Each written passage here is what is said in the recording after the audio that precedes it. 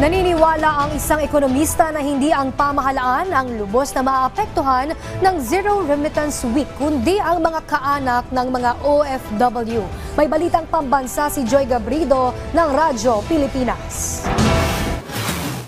Ang bayan ay hindi masasaktan. Ang pondo, ang Bangko Sentral, ang mga bangko, hindi po yun masasaktan. Hindi ang pamahalaan ang lubos na maaapektuhan ng bantang Zero Remittance Week ng mga overseas Filipino worker kasunod ng pagkakaaresto ni dating Pangulong Rodrigo Duterte. Sa panayam ng Radyo Pilipinas, sinabi ng ekonomista na si Professor Emmanuel Leyco na ang pamilya ng mga OFW sa Pilipinas ang masasaktan sa remittance ban. Paliwanag ni Leyco, hindi ito sobrang pondo kundi pondong kailangan ng kanilang mga pamilya. At kung magpapadala rin anya ang mga OFW matapos ang isang linggo, wala rin anyang epekto ito. Kung ang epekto na gustong mangyari ay masaktan ang pamahalaan, hindi po masasaktan ng pamahalaan kasi daang bilyon ang ating mga reserves. No? So hindi po magiging matagumpayan kung yun po ang balakin. Umaasa naman ang ekonomista na ibababa na ng Monetary Board ng Bangko Sentral ng Pilipinas ang interest rate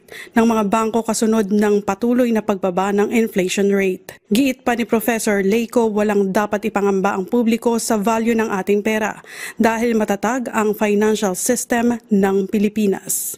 Mula sa Radyo Pilipinas, Joy Camarga Brido para sa Balitang Pambansa.